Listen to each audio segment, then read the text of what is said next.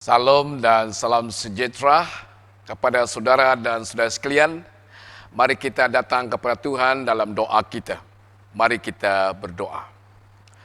Bapa kami di sorga, Allah yang hidup, Allah yang baik, yang selalu menyertai dan memimpin kami, bahkan membungkusi kami dengan darah Tuhan Yesus. Oleh karena kasih karunia Tuhan kami ada hari ini. Dan itu adalah penyertaan dan pimpinan dan pertolongan Tuhan. Tuhan, saatnya kami mau mendengar firman-Mu. Tolong Tuhan berbicara dengan kami.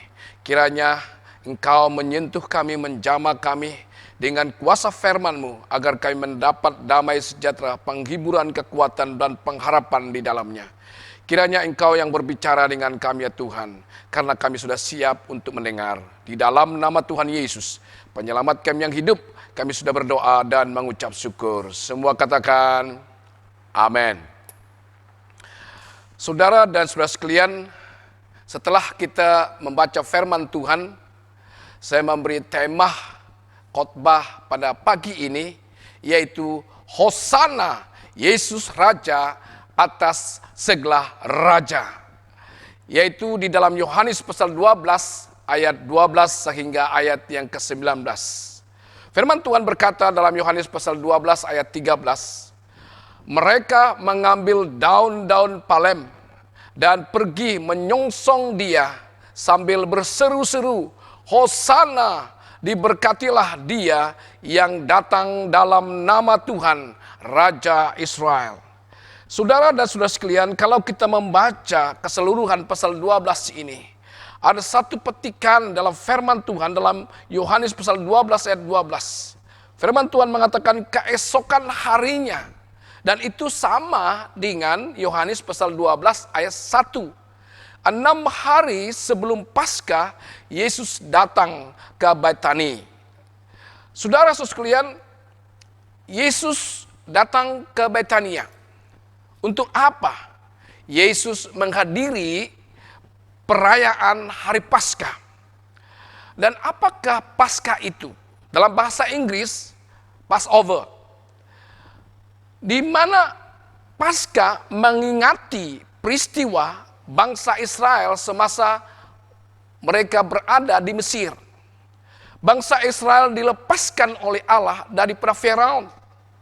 Paskah memperingati hari pembebasan bangsa Israel daripada perhambaan. Firman Tuhan mengatakan dalam Keluaran pasal 12 ayat 23. Dan Tuhan akan menjalani Mesir untuk menulahinya. Apabila ia melihat darah pada ambang atas dan pada kedua tiang pintu itu, maka Tuhan akan melewati pintu itu dan tidak membiarkan pemusnah masuk ke dalam rumahmu untuk menulahi. Saudara sekalian, pada waktu Tuhan melihat darah anak domba yang dipercikkan atau yang dioles pada ambang pintu dan tiang pintu rumah-rumah orang Israel, Tuhan menyelamatkan orang-orang Israel dari kuasa maut, kuasa kematian.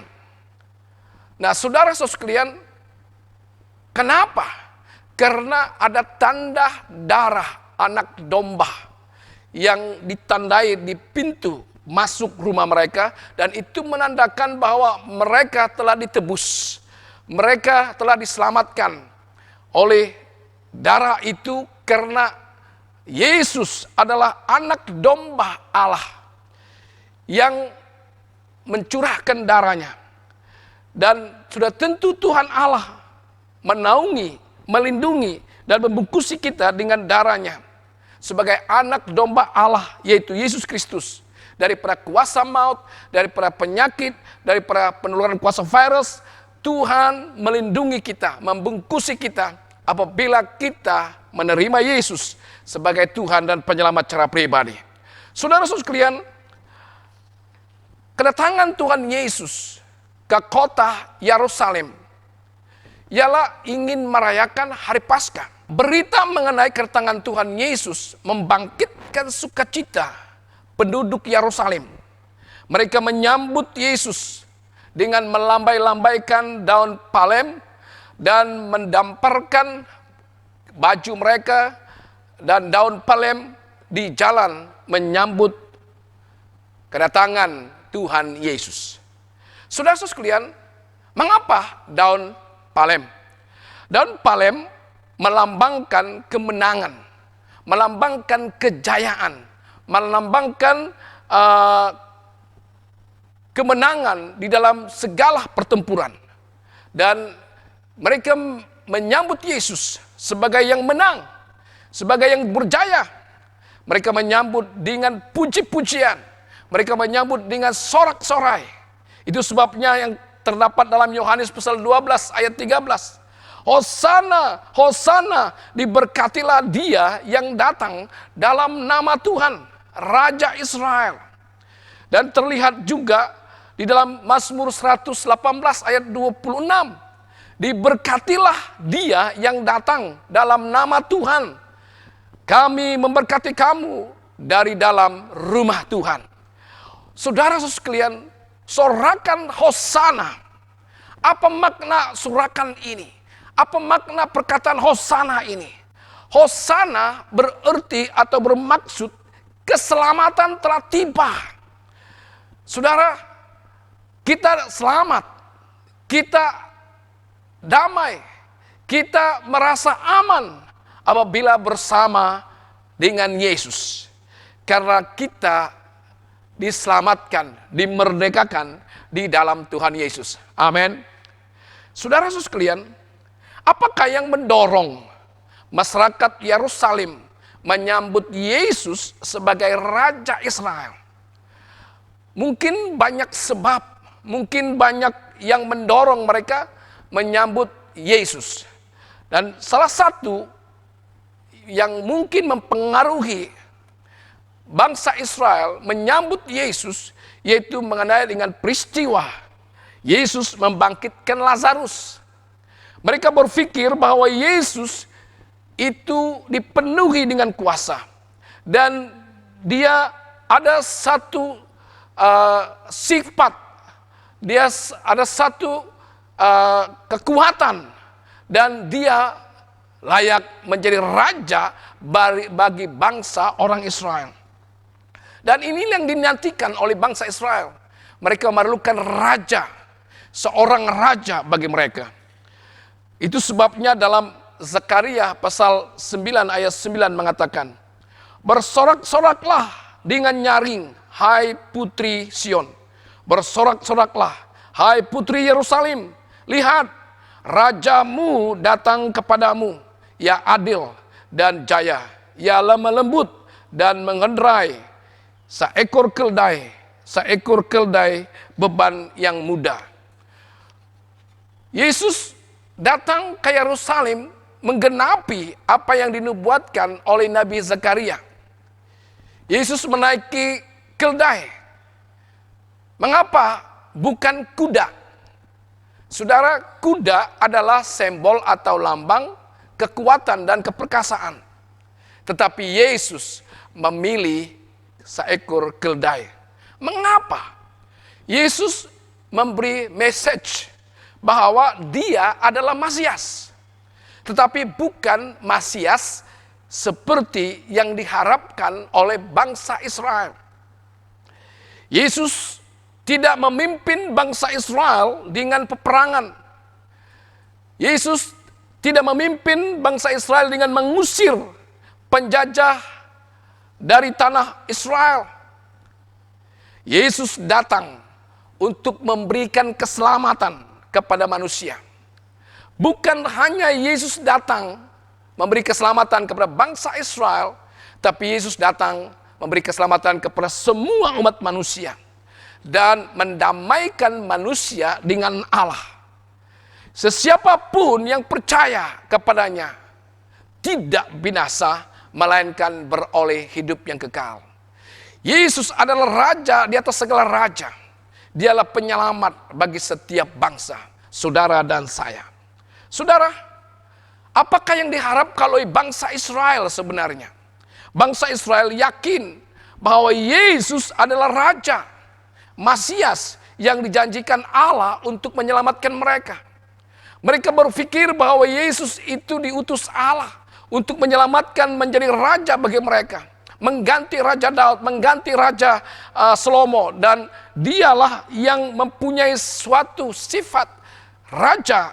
Karena Yesus lahir daripada keturunan Raja Daud. Saudara-saudara sekalian, inilah yang diharapkan oleh bangsa Israel, yaitu menyelamatkan mereka dari penindasan dan belenggu penjajah. Mereka melihat bahwa Yesus mempunyai wibawa yang berkuasa, layak menjadi raja bangsa Israel. Mereka mau dibebaskan dari para penjajahan Kaisar Romawi, pemerintahan Romawi, agar di dalamnya mereka aman dan damai. Dengan yakin, itulah sebab mereka menyambut Yesus dengan mengeloh-elohkan dia. Mereka mengharapkan keselamatan bagi bangsa mereka. Saudara, keselamatan yang diberikan oleh Tuhan ialah keselamatan yang kekal. Keselamatan yang kekal lebih penting daripada segala keberhasilan, segala kejayaan, segala apa yang diperlukan oleh bangsa Israel.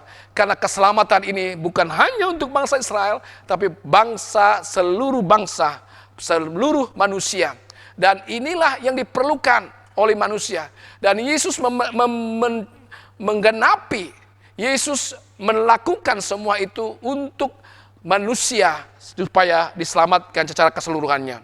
Saudara-saudara sekalian, itu sebabnya dalam Matius pasal 21 ayat 3. Di sana Yesus menyuruh murid-muridnya untuk meminjam seekor keldai. Dan murid Yesus mengatakan kepada Tuhan punya keldai, Tuhan memerlukan. Saudara, Yesus memerlukan kita. Apakah akan terjadi kalau suatu hari yang akan datang, saudara kehilangan harta benda, saudara kehilangan kekayaan, saudara kehilangan kedudukan, saudara kehilangan segala sesuatu dalam hidupmu?